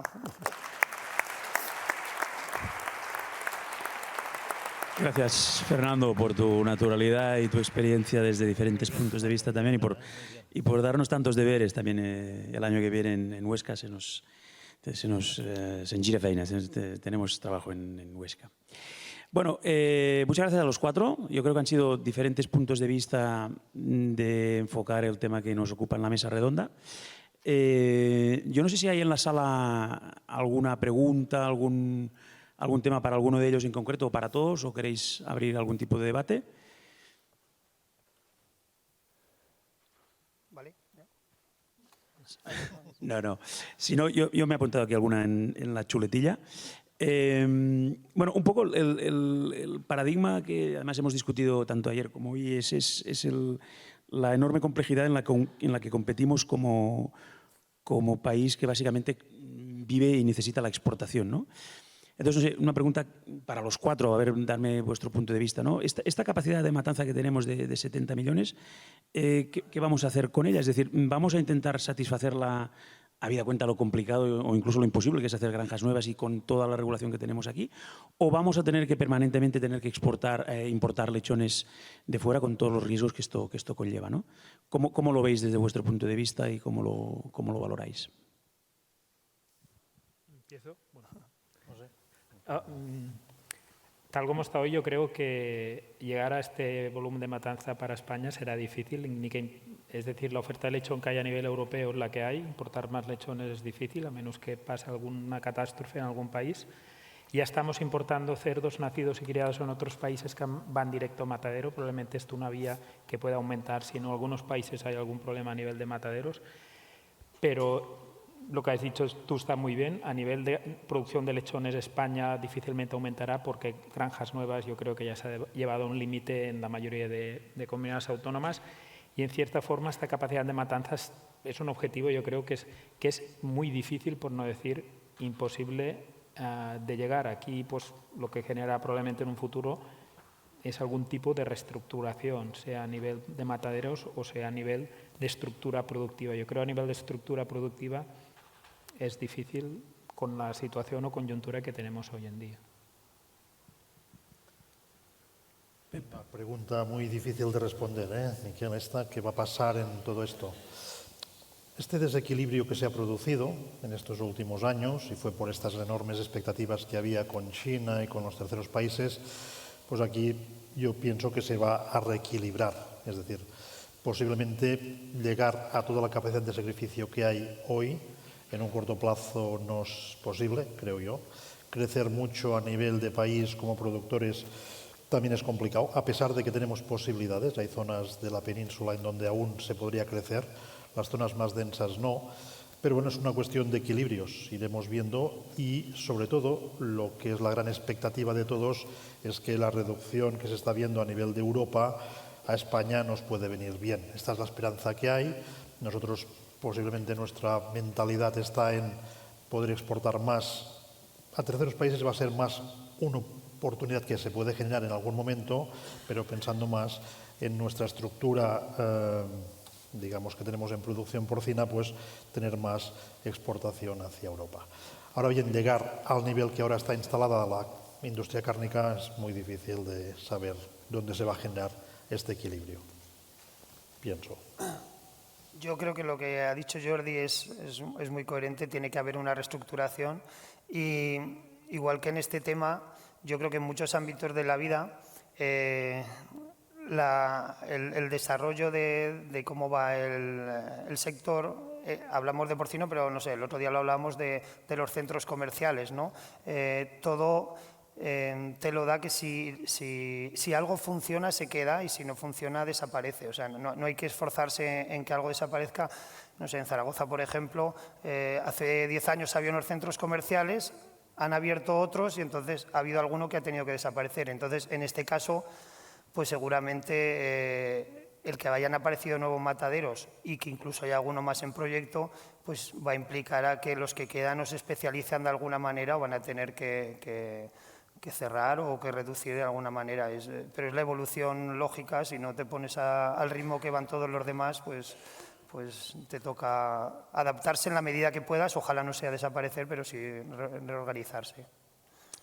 Estupendo. Desiree, ¿tienes alguna...? Con lo que ya han comentado los compañeros, creo que es lo que yo también opino. Y luego también que tenemos que tener en cuenta lo que hablábamos ayer, ¿no?, de la evolución del consumo de carne, que Europa va a producir menos, pero queremos que lo siga consumiendo para poder llegar a ellos. La reestructuración es algo que todos tenemos en mente, yo creo que es lo que tiene que suceder. Y como muy bien ha apuntado Pep, el tema de las zonas saturadas, hay que empezar a ver más opciones para poder tener ese crecimiento y llegar a esa producción. Muy bien, pues gracias. ¿Hay alguna...?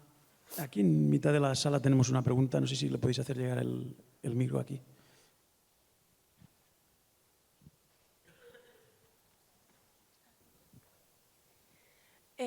Hola, bueno, primero de todo muchas gracias a todos los ponentes y quería preguntaros si de los 2,2 millones de cerdos que faltan, ¿os atreveríais a decir qué porcentaje se debe a la Rosalía fundamentalmente y qué porcentaje se debe a, veo que Jordi se ríe, qué porcentaje se debe al tema de óxido de zinc y la retirada de antibióticos?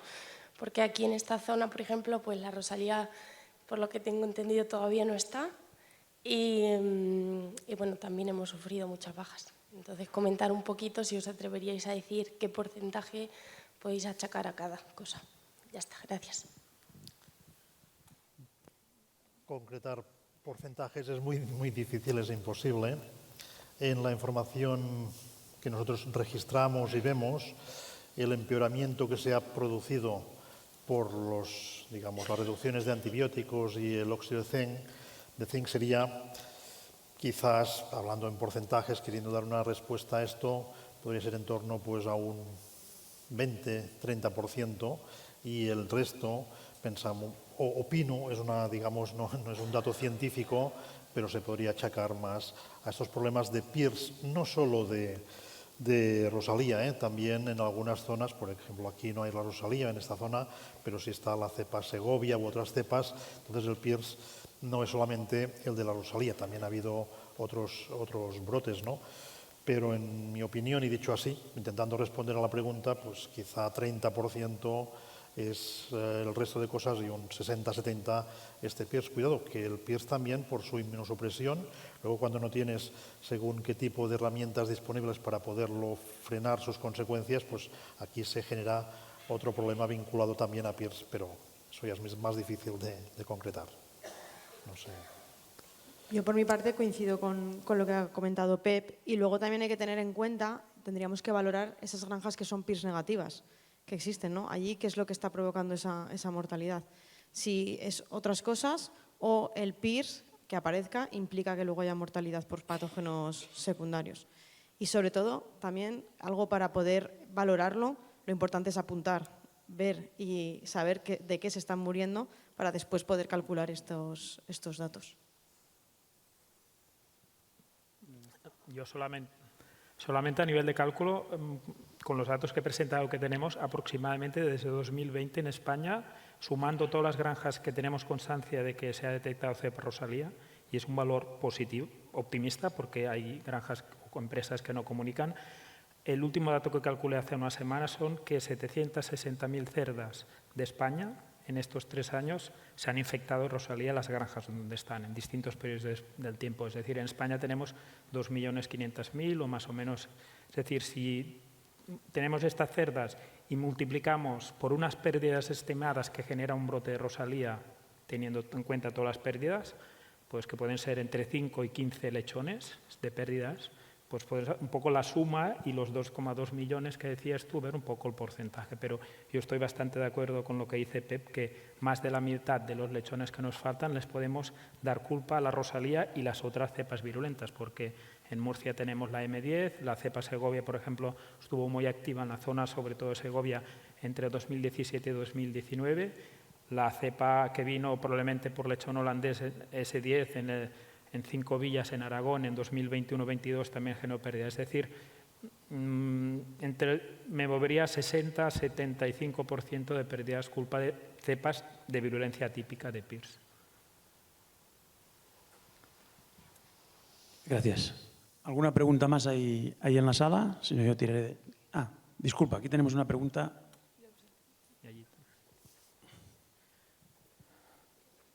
Don Julián Redondo. Hola, buenos días, soy Julián Redondo de ICEPOR. Es una pregunta para Jordi, que ya nos conocemos, ya se le ha hecho muchas veces. Me sé la respuesta, pero me gusta oírla. Entonces le voy a preguntar otra vez. Quería preguntarte por la... A lo mejor la cambió, oye. Bueno, también te voy a preguntar si tienes otra respuesta distinta a la que me has dado durante las veces que te la he preguntado. Quería preguntarte por la colaboración de los veterinarios en el seguimiento de la infección por el virus PIRS, de transmisión de información, de comunicación de epidemiología, y me ha dicho que ha habido muy buena comunicación, recibes información por parte de los veterinarios, las empresas sabemos cómo son, se siguen haciendo importaciones de lechones positivos a PIRS, hay medidas, hay decisiones dentro de las empresas que seguramente no van orientadas a ese control epidemiológico, pero sí los veterinarios, las veces que te he preguntado me has dicho que están colaborando desde todas las empresas y hay una información muy veraz. Te quería preguntar si eso sigue siendo así. No, de entrada, Julián, yo en este sentido estoy orgulloso por la colaboración en general, la mayoría de empresas y veterinarios, sobre todo a nivel español. Tenemos una base de datos en Interport de casi 9.000 secuencias DOR5. Tenemos casi 1.900, creo que son 1.878 granjas que tenemos información de secuencias y cepas. Estamos trabajando con secuencias completas. En este sentido, a nivel de colaboración veterinaria de empresas, yo estoy orgulloso. También pues, hay ciertas empresas o de zonas que tampoco están colaborando, ¿no? Estamos luchando para que todo el mundo reporte. De hecho, si podemos, lo he dicho antes en la presentación, si podemos tipificar cepas virulentas es porque gracias a vosotros que compartís y decir, mira, he tenido este brote, esta cepa, tipifícala como virulenta. Esto no pasa en Holanda, esto lo presentamos, lo que estamos haciendo aquí en Holanda, en Italia, en Bélgica, en otros países y se asombran de lo que compartimos información. Igual no compartimos tanto como Estados Unidos, que llevan ya un periodo de tiempo más largo haciéndolo, pero yo en este sentido estoy orgulloso de lo que se comparte, ¿no? A nivel de información de brotes e intentando a veces también entre veterinario, y tú, Julián, lo sabes, de buscar si se comparte cepa con otra empresa, a nivel veterinario sobre todo, de compartir, ver qué puntos críticos hay, porque aquí, como ha dicho Fernando, la bioseguridad no es un cuento, que realmente es muy importante la bioseguridad, y lo que sí estamos viendo es que hay muchas diferencias de bioseguridad a nivel de gestión, a nivel de granja y a nivel de empresa, porque aquí en la producción española 70 y pico % de producción está gestionada por empresas integradoras, casi el 20% por cooperativas que ya cada vez más se acercan al modelo de integración, es decir, tenemos una gestión de grandes grupos, que de hecho esto también ayuda a tener información, porque si tenemos que buscar información con ganaderos libres es más difícil, tenemos un montón de actores. Si solamente pues, con 25 empresas de las mayores que tenemos en España comparten información, tenemos prácticamente el 70% de ganado controlado. En este sentido, yo estoy orgulloso, pero aún así animo a todo el mundo que comparta todo lo que pueda con nuestras estructuras. ¿Había otra pregunta, creo, en la sala? Sí. Kim. Bueno, de entrada felicitar pues, por la mesa redonda porque es un tema de gran interés. Lo que pasa es que yo quería hacer un poco de abogado del diablo. No sé si voy a hacer amigos con esta pregunta, pero la voy a hacer igualmente. Lo que ha presentado Pep, sobre todo en relación al tema de pérdidas, pues estaba claro que en la zona del noreste es donde más claramente esas pérdidas se veían, comparado con lo que sería la zona centro con la zona sur, por ejemplo. Entonces, claro, una pregunta inmediata que a uno le viene a la cabeza es, bueno, ¿nos faltan cerdos? ¿O nos sobran cerdos en algunas zonas del país? Me explico, porque hay países en Europa que a día de hoy están incentivando dejar de producir cerdos, granjas que cierren. Eso es lo que están haciendo algunos países europeos y algunas incentivando económicamente. Yo no digo que esto tenga que pasar, ni que tengamos que perder, digamos, ese liderazgo europeo como mínimo de producción porcina, pero quizás, viendo de dónde se concentran las pérdidas, quizá lo que tenemos que hacer es repartirlo de una manera distinta y eso es reestructuración. Se ha hablado aquí muy claramente en ese sentido. No sé, ya os digo, no es popular el comentario que estoy haciendo, pero me gustaría conocer vuestra opinión al respecto. Muchas gracias. Sí. Está claro que, en primer lugar, ya visto a nivel de España, nuestra superficie por la producción que tenemos, somos un país con una inmensa producción, ¿no? Pero luego, además, las zonas geográficas más densas, Cataluña, Aragón, sobre todo, pues posiblemente sí que se nos concentran en esta misma zona, donde más pérdidas tenemos, se concentran muchas granjas, muchos mataderos, mucha industria cárnica, mucha importación de cerdos y de lechones, que todo el foco, todo va allí. Entonces, posiblemente esta reestructuración se va a ir produciendo. Lo que pasa que aquí, ¿cómo se hace esto? ¿Cómo se hace? Pues al final es supervivencia, selección natural. Los que consigan mantenerse en estas zonas, porque siguen habiendo ganaderos muy buenos, con muy buenos niveles, incluso en estas zonas tan densas, ¿no? Por lo tanto, es cuestión de hacer las cosas bien y posiblemente aquí las dificultades para hacerlo bien son mucho mayores y entonces la supervivencia, la selección natural, entiendo que va a actuar y que el crecimiento no lo sé, porque durante muchos años pensábamos en crecimiento, pero yo creo que España mantendrá un gran nivel de producción, pero posiblemente sí que se puede repartir más en el territorio. Por otro lado, luego están los temas administrativos, todo lo que es otras situaciones que también complican todo esto, ¿no? Visto, digamos, desde fuera, ¿no? Dices, ostras, sí, lo normal, lo lógico es que estas zonas tan densas dentro de unos años no lo sean tanto y otras zonas pues lo vayan a ser más. Pero luego también, por otra parte, tienes la industria cárnica muy concentrada en estas zonas, que también quieren cerdos cercanos. Es muy difícil, digamos, de hacer previsiones sobre lo que va a pasar, pero sería más esta la lógica, sí. No sé.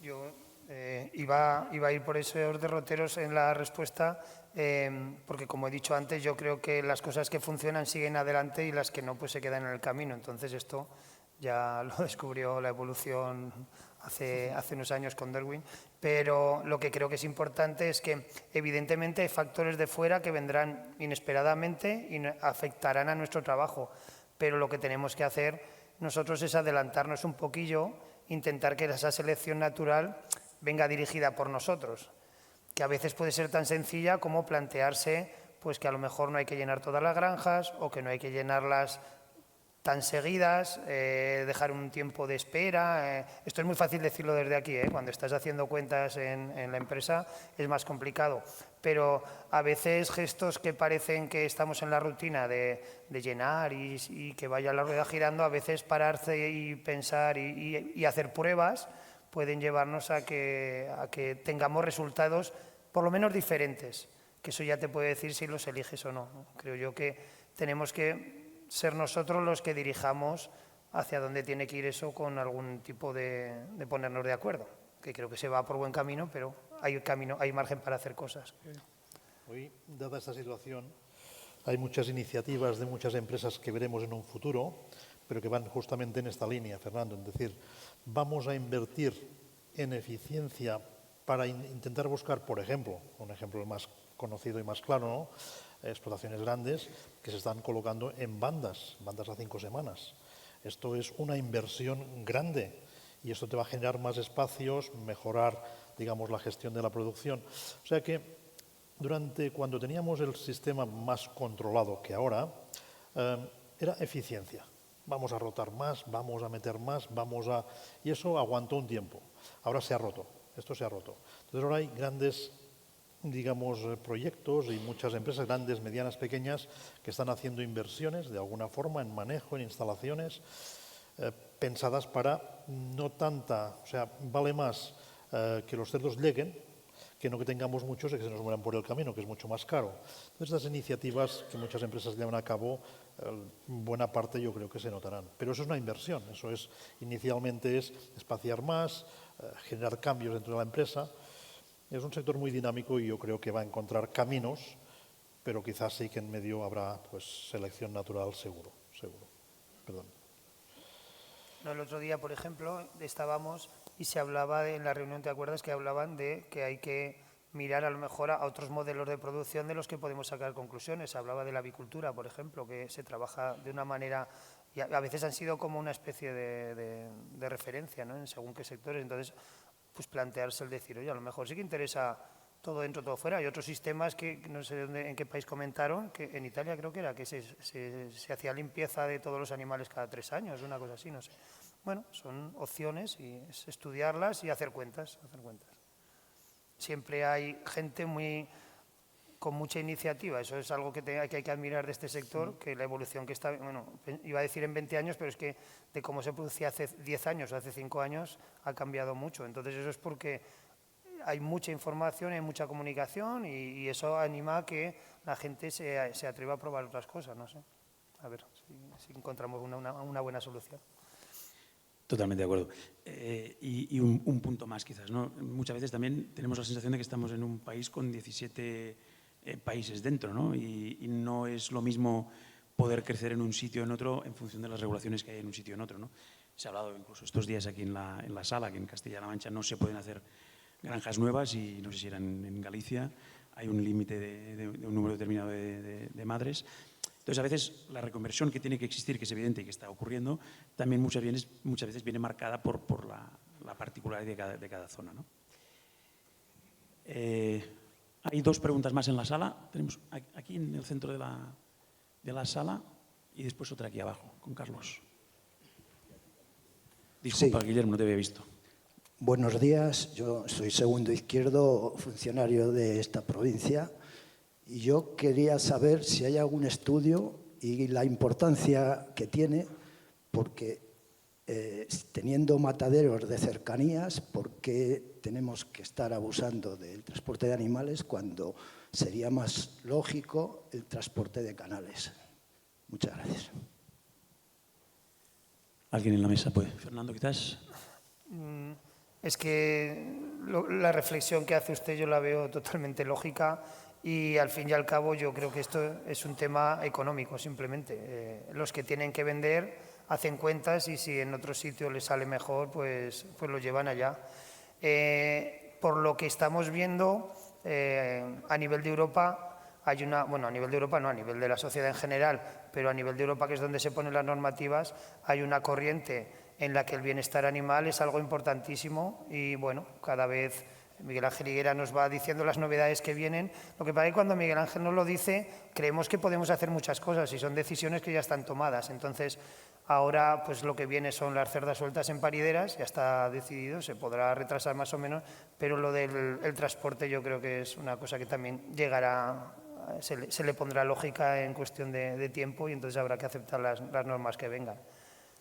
No sé, cada uno tiene su visión, pero en mi visión particular, que no sé si importa a alguien, pero yo creo que tiene lógica lo que dice. ¿Quieres comentar alguna cosita más? Entonces tenemos la pregunta de Carlos.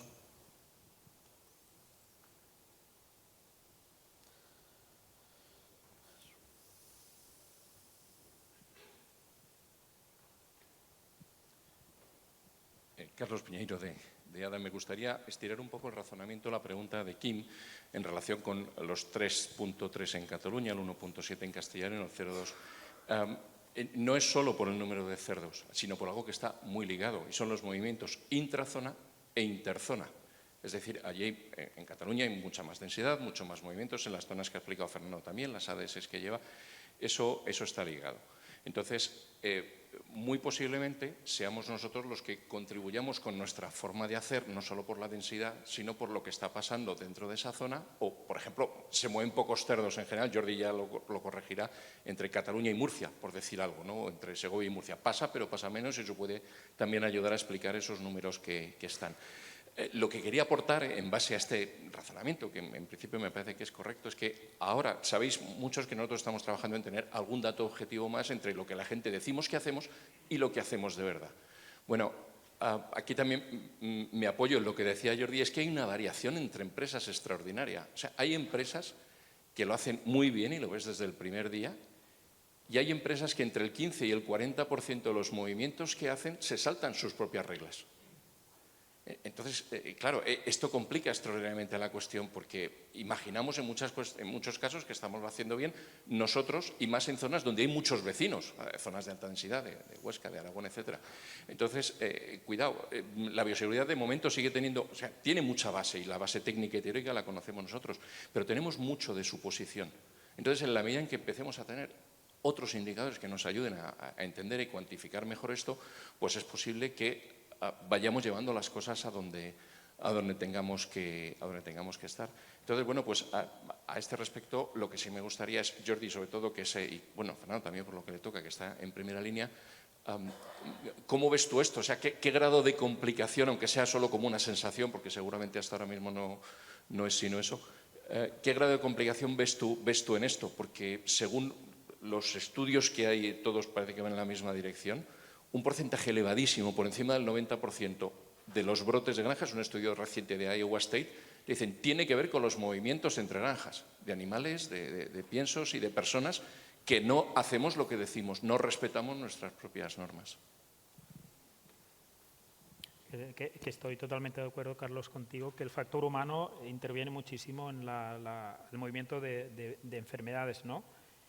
Y realmente lo que hemos empeorado en España los últimos años, como presentado, es los movimientos. Porque realmente Cataluña, Aragón y Navarra es una unidad, digámoslo así, desde hace años, ¿no? Y era probablemente la única unidad que teníamos en España. Pero ahora, por ejemplo, Murcia, Valencia, Castilla-La Mancha y Andalucía es una unidad porque Murcia ha crecido en madres, está produciendo lechones, no tiene suficientes cebaderos y mueve lechones allí. Y lo que estamos viendo, lo que he dicho, pues la variante Rosalía que llegó a Murcia era una variante de Lleida. ¿Y por qué? Se movieron pocos lechones de Cataluña a Murcia, pero los que se movieron llevaban Rosalía. Se movieron lechones de Murcia a Cataluña, pocos movimientos, pero los que se movieron llevaban la cepa M10 murciana. Es decir, con los movimientos en España, digamos, se ha globalizado gran parte de la producción. Y esto hace que generemos movimientos y generemos puntos rojos en la zona. Aparte, otro tema que hemos empeorado, que ligado con lo de la avicultura está trabajando en, por ejemplo, la producción de broilers, gallinas, todo dentro, todo fuera, granjas de producción de pollo, todo dentro, todo fuera. En España cada día tenemos más flujos continuos de trabajo, transiciones o cebaderos. Cuando entra allí una enfermedad que cronifica, mientras hay animales no se elimina, como PIRS, disentería, salmonelas, etcétera, tenemos continuamente granjas que hacen presión de infección. Y si tenemos movimientos no controlados o inadecuados, esto lo empeora.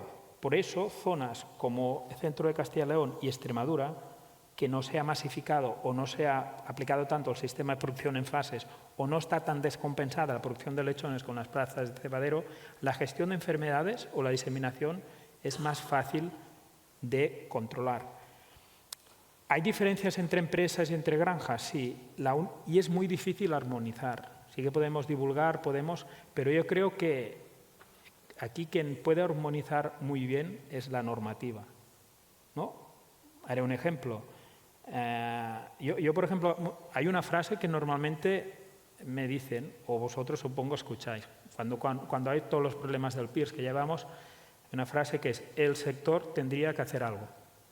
Al final el sector somos todos. Y yo siempre pregunto, propuestas. Y las propuestas casi siempre son las mismas. La administración tendría que actuar. A mí me gustaría saber si el vecino tiene PIRS. A mí me gustaría que un laboratorio inventase una vacuna 100% eficaz para todas las cepas, etc. Al final, siempre todas estas reflexiones siempre es lo mismo. El título, los otros. Es decir, los otros tienen que hacer algo. El vecino, no sé qué. Pero no, cada uno en su faceta de trabajo puede hacer cosas, porque hay muchas diferencias. Y aquí, si queréis que, por ejemplo, la Administración nos ayude, pues es muy fácil. Tenemos un nuevo Real Decreto de Ordenación que a partir de 1 de enero de 2024, creo que es el artículo 5, exige a todas las granjas españolas de un tamaño, la gran mayoría, cumplir unas normas de bioseguridad. Lo que ha dicho Fernando, esas fotos. Hay granjas hoy en día en España que el vestuario es inadecuado, sin duchas, retretes. A partir de 1 de enero de 2024 nos va a favor. ¿Cuánta formación se ha hecho desde la Administración a los titulares de granjas para avisarles que a partir del 1 de enero de 2024 hay esta normativa? Yo creo que muy poca. ¿Cuánta formación se nos ha hecho los veterinarios para presvet, para medicar bien, para uso racional, expedientes, etcétera? Se ha hecho mucho, ¿no? Es decir, la presión de aplicación de la norma depende mucho de la administración. Pues si todos tenemos claro que la bioseguridad en este país es importante y en zonas, como decía Kim, de alta densidad aún es más importante, porque la biocontención será más difícil cuando entre una enfermedad, sea PIRS, sea peste, si no hay un nivel de bioseguridad. Si queremos que la Administración nos ayude, ¿vosotros creéis que hoy en día, los que estamos aquí, hacemos un manifiesto y lo presentamos a Valentín, al director, a quien sea? El sector quiere que a partir de 1 de enero de 2024, que las granjas no cumplan el artículo 5, estas granjas no se impida que entren, no se impida que estén activas hasta que cumplan. ¿Creéis que el sector lo firmaría todo el mundo? ¿Qué creéis? Hago una pregunta yo. Yo veo muchos no. El sector puede hacer cosas, ¿eh? Es decir, hablamos de bioseguridad, pero cuando tenemos algo que nos puede ayudar, todos pensamos, si a partir de 1 de enero el 20% de granjas que tengo de cebaderos, si no pueden entrar lechones, ¿qué haré de los lechones, no? Pues seamos consecuentes de que si queremos hacer cosas como sector y queremos que la Administración nos ayude, pues ya está hecho. Solo tenemos que acordar. Hungría, el 2014, todos los productores decidieron no importar lechones virémicos de PIRS porque estaban en un plan de erradicación y vieron que todo lo que estaban haciendo en granjas se iba al traste porque estaban importando lechones holandeses altamente virémicos. Y acordaron todos los productores, sí que eran 100 y pico mil cerdas, eran pocos, era más fácil, para no importar lechones. Yo creo que no tenemos que siempre ir los otros nos tienen que solucionar la vida en la gestión de enfermedades. Cada uno en su granja o empresa puede mejorar. Miquel, buen punto. Miquel, me gustaría añadir sobre lo que acaba de decir Jordi sobre la formación, un dato que nos puede ayudar a enfocar por dónde atender esta cuestión. Y es que tendemos a hablar, porque no nos queda otro remedio, de manera muy general, y lo que sí hemos visto es que incluso dentro de empresas que lo hacen bien o mal, no se hace bien o mal de manera general. Los problemas tienden a concentrarse enormemente en determinadas granjas, en determinadas personas, en determinados vehículos que porque no entienden, porque no se les controla, por las razones que sea, generan un porcentaje enorme de los problemas. Esto desde el punto de vista de formación te lo pone un poco fácil, porque te estás diciendo no tengo que darle formación a toda la empresa, o bueno, o sí, una general, pero sobre todo tengo que darle formación a este señor, a este transportista, a esta granja, porque es donde me está viniendo el lío. Y eso puede ser un enfoque adecuado para avanzar a buen ritmo en lo que estás diciendo. Sin lugar a dudas, la tecnología aquí nos apoya, evidentemente, Carlos. No sé si tenéis algún comentario más, si no vamos a Guillermo. ¿Podéis hacer llegar un micro aquí abajo, por favor? Miquel.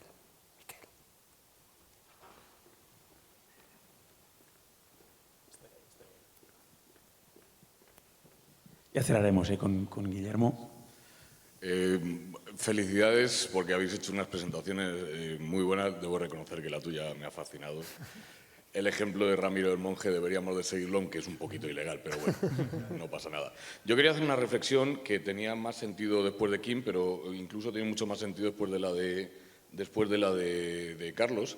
Es que la bioseguridad nos preocupa muchísimo, pero, por ejemplo, si tú acudes a los foros, y esto ya lo he dicho varias veces en varias reuniones, si tú acudes a las comunicaciones que ha habido en IPVS o en el último CPHM, menos del 1% de las comunicaciones en congresos se referían a bioseguridad. Había más de antibióticos, de uso de antibióticos, que de bioseguridad. Con lo cual, creo que todavía estamos de acuerdo, la bioseguridad es muy importante, pero creo que todavía no le prestamos la atención que se merece. Ese artículo 5 quizá nos va a ayudar bastante. Y esta pregunta, Jordi, es para ti. Me gustaría hacer una reflexión. Este país, evidentemente, es un rey, son 17 reinos de taifas, difíciles de coordinar. El ejemplo que ponías de Hungría es un modelo a escala, pero ¿cuándo de una vez vamos a poner regulaciones para el movimiento de animales basado en análisis objetivos de un virus, de presencia de virus en los lechones? Es decir, ¿crees que va a llegar el día en que toda esta información que compartimos va a servir para que se hagan movimientos con coherencia e incluso se limiten los movimientos? ¿Por qué una exótica impide los movimientos y algo que nos está causando muchísimo más pérdidas económicas, por ejemplo, no lo hace? En un mundo donde tenemos PCR directas, coño, en 45 minutos demuestra resultado, puedes saber qué hay encima de ese camión. ¿Tú qué opinas de esto, Jordi? A nivel de PIRS, en estos momentos es difícil, por no decir imposible, porque primero no hay un marco normativo que impida el movimiento de lechones según el estatus de PIRS. Y aún así, con un marco normativo no sé si se aplicaría. Tenemos un ejemplo.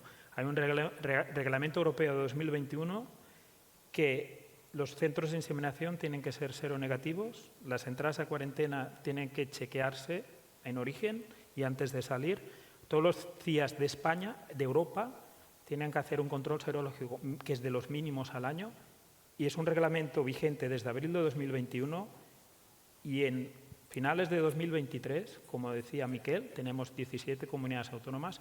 No todas las comunidades autónomas del país están cumpliendo y exigiendo esta norma de las cuarentenas ni de los CIAs. Es decir, el PIRS nos podría ayudar a los movimientos un tema legal, un tema de una norma para lechones, pero si lo tenemos para los CIAs y no se está cumpliendo, no están exigiendo a los CIAs que presenten las serologías, todas las comunidades autónomas, algunas que sí.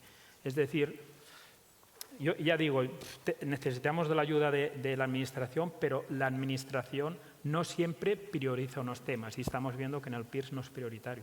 O sea, al final dependerá de que el sector pues, Muy bien. ponga la cabeza en su sitio y nos Correcto. organicemos entre los Dependerá productores de cada zona y controlemos los movimientos de nosotros mismos. Como importar lechones con conexión PIRS, al final es decide el que compra. Yo eso creo que todos lo tenemos claro, ahora que me toca a mí, pero bueno, hemos hablado mucho de este tema con la Administración y la Administración no puede limitar más de lo que hace porque si un día nos pasa a nosotros, nos podemos encontrar con esa situación. Si tú dices, no dejo PIRS de un país que es vecino de un positivo, el día que sea positivo Andorra, esperemos que, por poner un ejemplo, pues pueden decirte, pues de España no vengáis, ¿no? Entonces, yo creo que es esa regionalización que buscábamos, tenerla garantizada por si en el futuro. Entonces, por eso creo yo que no se puede hacer, pero es lo que me han transmitido. Lo que sí puede hacer actualmente la Administración es que si un centro de inseminación de una comunidad autónoma determinada es un centro seropositivo, que no venda semen.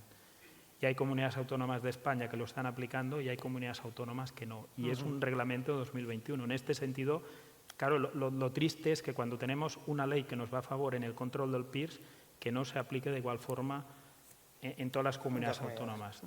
De esta forma hay digamos, una diferencia en que tú trabajes en una comunidad autónoma y en otra, ¿no? Es decir, tendría que haber una armonía y en esto, pues, sí, yo creo que es un tema importante. Sí. Estupendo. Bueno, pues la verdad es que me sabe mal tener que cortar porque seguramente habría mucho más debate, habría mucha más interacción porque el tema es altamente interesante, como se ha visto con la discusión. Hasta aquí, en primer lugar, agradecer a la sala, a todos los que habéis llegado hasta aquí. Ha sido muy interesante el debate y sobre todo agradecer a los 4 ponentes que han tenido la mesa redonda. Gracias Jordi, gracias Desiré, gracias Pepe y gracias Fernando. Y tenemos que cerrar aquí porque también algunos nos tenemos que marchar en tren. Y creo que esto acaba. No sé si ahora viene alguien de Anaporco. Hay más cosas. De acuerdo. Pues muchas gracias a todos. Yo creo que se merecen un fuerte aplauso a los 4 ponentes. Y hasta pronto.